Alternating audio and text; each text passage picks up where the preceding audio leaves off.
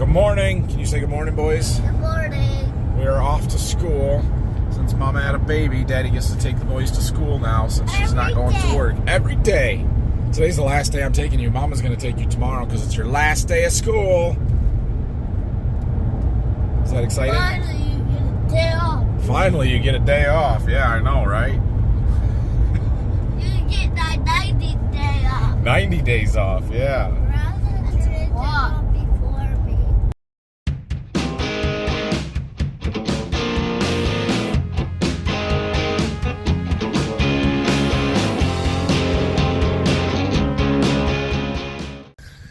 All right, we're back to the farm. I don't have any anhydrous yet. Dad is running me tanks. He did take the tractor and the disc to the field and was going to keep running the disc when I called him this morning, and then he texted me 20 minutes later and said, "It's too wet, I'm quitting." But then he texted me again a few minutes later and said, "The packer broke for the disc, so it's sitting in the field. I don't know what's wrong with it, but we'll address that later." So he's getting me a tank. I should probably just go and get another tank. And then we can keep moving. One more quick thing to talk about. Check out these shirts. Pretty awesome. I really like these ones. They're a blue navy frost, it's called, with the color logo on it. I think they look fantastic. Also have these ones that are the white logo on a gray shirt. Also look pretty sweet. Hats. All of this stuff is now available on farmfocused.com. So go to farmfocused.com, click on Borderview Farms, and you can buy that stuff from their store and support the channel. So you guys have been asking for it. It's finally there and ready. I'm plugging it early in this video. I'll probably mention it in every video, but not quite so boldly. So also I have hoodies, hats. I haven't gotten the hat sample yet, but I expect that anytime, and I think it all looks good. So please buy that stuff if you're interested. Check it out, and I appreciate it. We'll pull this set of doubles back and grab another tank, and then we'll have two tanks, and we should be able to get going. I hope the rain holds off long enough for me to finish this field. We've got, what did I figure, 90 acres? No, not even that. We've got over 100 done, so we got about 75 acres, 70 acres to do up here. So I need about 3 hours, 2.5 hours. Look at that. They already had the doubles full for me. This is one that I had brought back last night. They fill out back there. There's Phil planting beans. We have gotten a lot of beans in the ground this week, so that is good. That's a very good thing. Okay, we are off. We can't go that fast. That's set a little high. Yeah. What do we got here? Here's what we've gotten done. This is what we've got left to do. We're at 104 of 170 acres, we're going to call it, that I think we'll side dress. 173 point something in the field, but we got all those lanes that we go around, so we're not going to cover 173 acres. Maybe closer to 165, I don't know. Anyway, off we go. There's an empty there that we just unhooked from. We've got the doubles that we brought back over there. Let's see if we can get it done before the rain comes. It was sunny this morning. When I got up and went out the house at 7 o'clock this morning, the sun was shining, so the rain's getting closer. Well, conditions have changed overnight quite a bit. See there, we've got some gas puffing out on the ends a little bit. It really changes with soil type. So right now we climbed up on just a little bit of a ridge, but when I drop off into that low ground back there, it leaks a lot more. You're going to get some of that. It's just part of the deal with running with anhydrous. But it's more today than it was yesterday, and I don't know why. Like, look at that. All of a sudden, we come off that little hill, and we're in a little dip here, and now it's leaking out. Now, that is not a lot. It looks bad, but that is not a lot to lose. It might burn the corn rows a little bit next to it and stuff, but it will be fine. So we do need to have a discussion, though, about what exactly are we doing here? What is anhydrous? Why are we using it? What is it for? What... You know, that stuff leaking out, is it harmful? Yeah, let's talk about it. So when I say anhydrous, what I really mean is anhydrous ammonia. anhydrous ammonia, and anhydrous just simply means lacking water. It's really ammonia that doesn't have any water in it. And so the chemical formula is NH3, nitrogen, 3 hydrogens, and it is very unstable in the form that it's in, I guess. I think that's right. Don't quote me on any of this, because I'm doing my farmer chemistry understanding and not a chemist chemistry understanding. So, but essentially, it's seeking to bond with water as rapidly as possible. And so, under pressure, it's a liquid. It turns to a gas as soon as we apply it. That's why you see that gas puffing out like here. It doesn't do it at all. It's kind of like propane in that sense, where it's a liquid under pressure, but it's a gas as it comes out to normal atmospheric temperature and pressures. But it's seeking to bond with water, and that's what makes it dangerous, right? So when you breathe it in, it's binding with the water membranes in your lungs and your mouth and your nose, throat, and all that, and it can burn you. It essentially draws the water out of your tissue, your skin, and your lungs and all of that stuff, and that's what causes the burning. So yes, it is an inhalation hazard. It is dangerous to use, hence the full face respirator that I use to protect my eyes, my lungs, and everything. I could be standing in a cloud of it and breathe it with this, and I wouldn't know it. And I don't recommend that, but it's a safety thing. 99% of the time, I don't even need that when I'm changing tanks. The problem is, if for some reason a hose burst, or I didn't get a fitting tight and I got stuck in a cloud of that stuff, it's extremely dangerous. And so I wear that as a preventative maintenance or preventative measure to protect myself. Yeah. Now, why are we using it? Well, it's a form of nitrogen fertilizer, right? So NH3 is actually 82% nitrogen. It's a highly concentrated nitrogen source. And when we put that gas into the soil, it's binding with the water in the soil and being held to that water, which is held in the soil particles, that then the roots of the corn plants can take up and use as a fertilizer source. Corn, grasses in general, but corn is a grass, it needs nitrogen to grow and to produce a good ear of corn and to be productive. And so this is how we add our nitrogen. Is it the only way we could add nitrogen? No. In fact, it's not the only way we do add nitrogen. I put some nitrogen on with our corn planter in the form of starter, a liquid product, but we can't get enough nitrogen that way, or it's more expensive to do it that way. So anhydrous is usually the cheapest form of nitrogen. You can use different, there's really 3 different forms that are the commonly used one. Anhydrous is one. Urea would be a dry product that you could spread in a granular with a broadcaster or a strip till machine or something like that, and is generally the second cheapest form. But it's also harder to get a good even application rate, especially with a spreader. If you were doing strip till, that's a little bit easier to control, but spreaders are notoriously uneven in their spread patterns, so that's why we don't use it. And urea is very volatile. It will actually just, if you spread it on top of the ground unprotected and you don't work it into the soil, it'll just gas off and go into the atmosphere, and you just completely lose that nitrogen. It's expensive. We don't want to do that.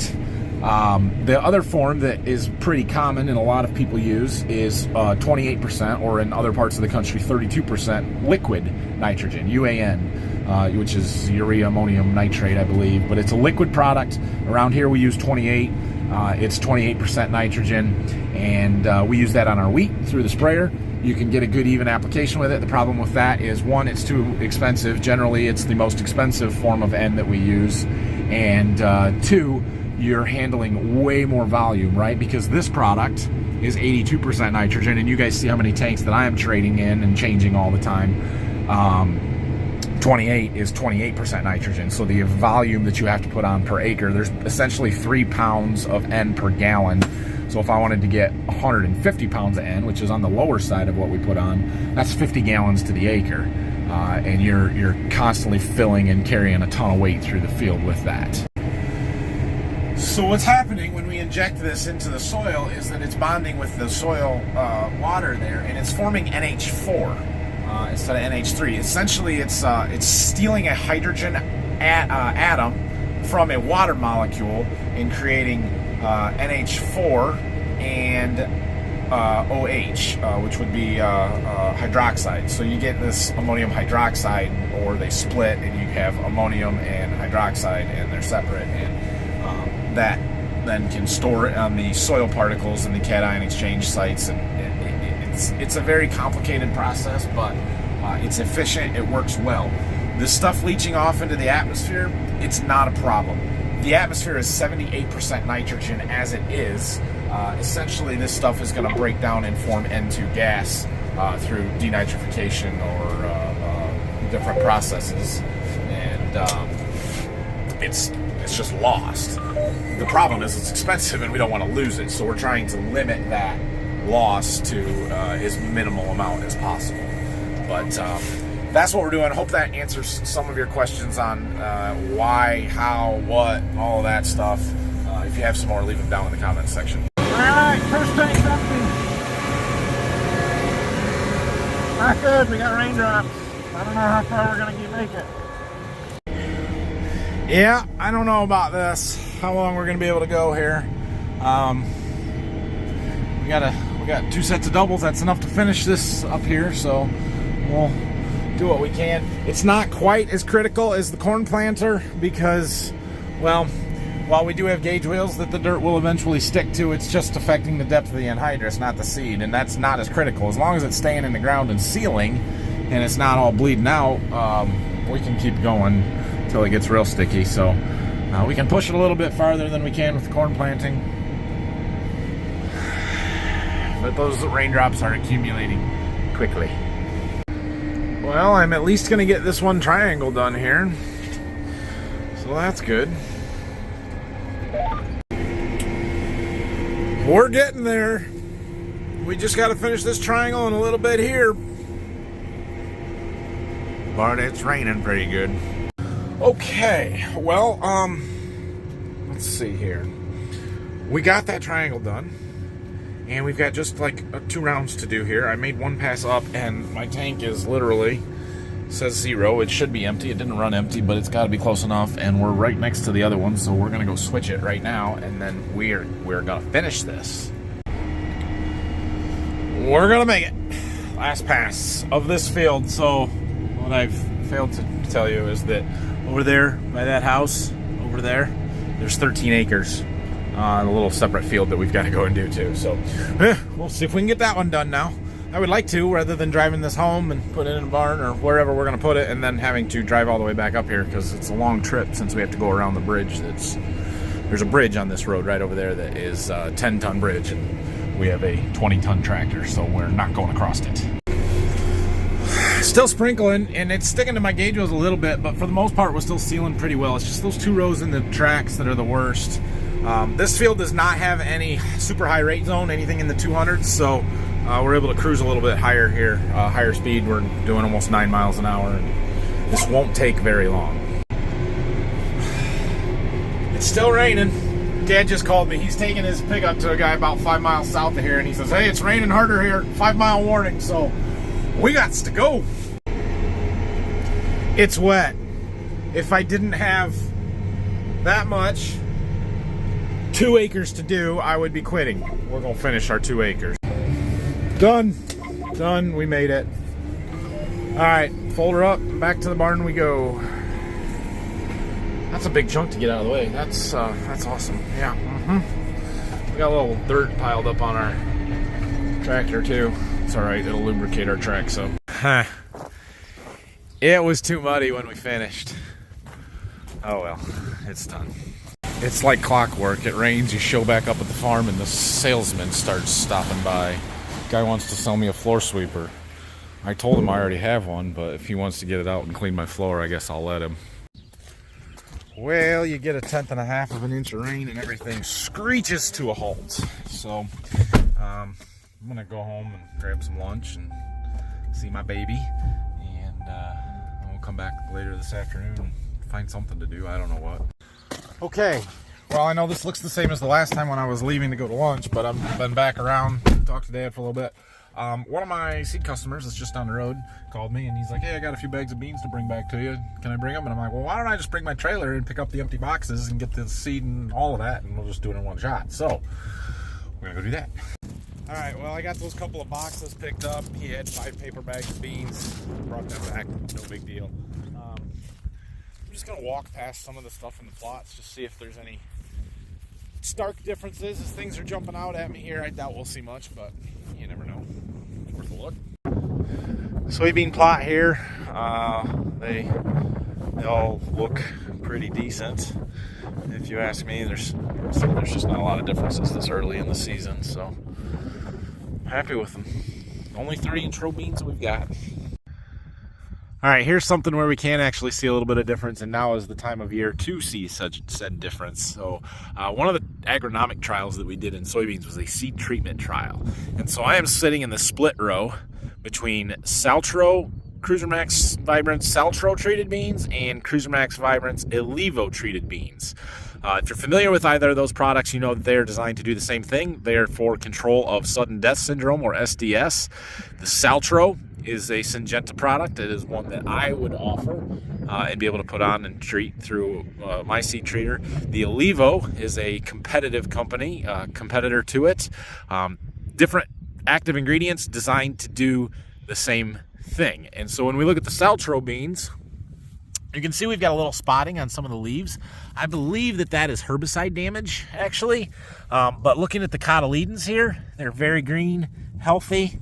The beans are growing. Unifoliate leaves are emerged. Trifoliate leaves are starting to come out. They look good. Look how healthy those cotyledons are. Okay, now we come over to the next row.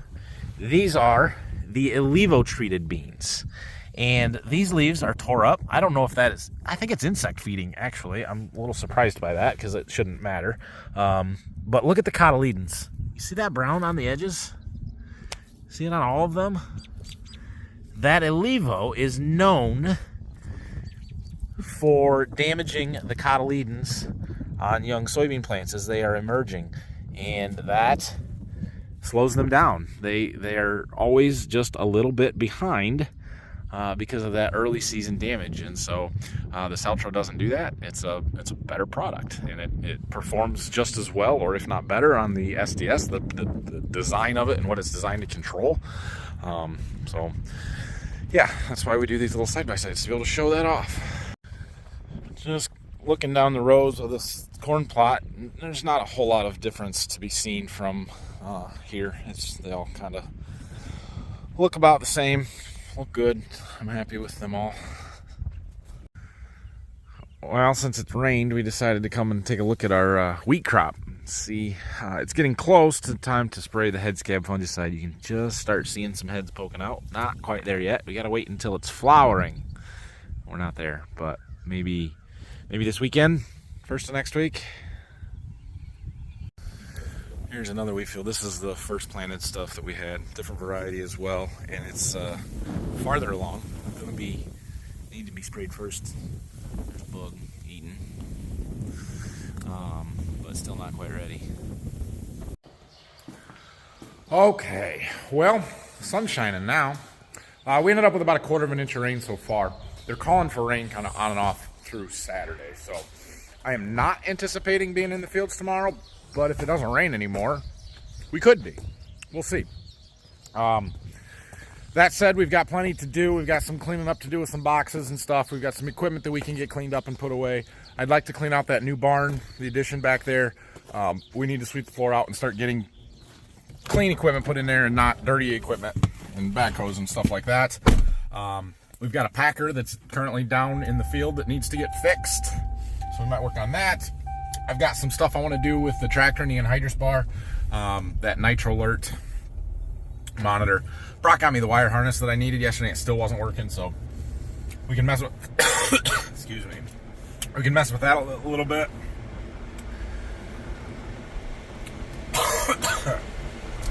Peanut M&Ms. I was just eating some peanut M&Ms, so I'm choking on them now. Anyway, we can work on that kind of stuff. Plenty to do. We will get back to the anhydrous as soon as possible and keep moving on that. I did call our crop consultant today to have them come out and do some pre-side dress nitrate testing on a couple of fields, just so we can get a little bit of an idea of where we're at and what kind of rates we should be putting on. I've never done that before, but I had some compelling information from the nitrogen plot that we did last year that suggests maybe we don't need to put as much nitrogen on in certain situations, namely where we put chicken litter last fall. So they're going to do that for us hopefully soon, and then we'll have that information. Somebody asked me today to talk about the decision to side dress versus pre-plant and how much damage are we doing side dressing versus pre-plant and all that kind of stuff. I will talk about nitrogen timing some other time when we're doing when we're actually in the tractor doing it. We talked enough about what it is today. We'll figure that out for save that for another day. And lastly, one more time, merchandise available on farmfocus.com. Wanted to address something on there a little bit. If you're like me, $27 for a t-shirt is expensive. $40 for a hoodie is expensive, and I don't want to spend that kind of money. I get it, they're not cheap, but if you've never ordered anything from them, quality is outstanding. I mean, these are really nice shirts. The hoodie is very, very nice. So the quality of the products is excellent. So don't question that at all. And the other thing is, I mean, you are supporting me by purchasing from them. You're also supporting Farm Focus, which is a small business run in Nebraska. They're good people, and the older I get, the more willing I am to spend money to support people that are doing a good job and that I appreciate. And so hopefully you guys feel the same way. And if you're interested in a shirt or a hat, go check them out, purchase something for me. Would very much appreciate it. Hopefully things go well here, and a couple months down the road we'll add some more stuff, different designs or whatever else. So thanks for watching today, everybody. Questions and comments, leave them down below. If you would, please subscribe, hit that like button for me, and we'll probably see you again in the morning.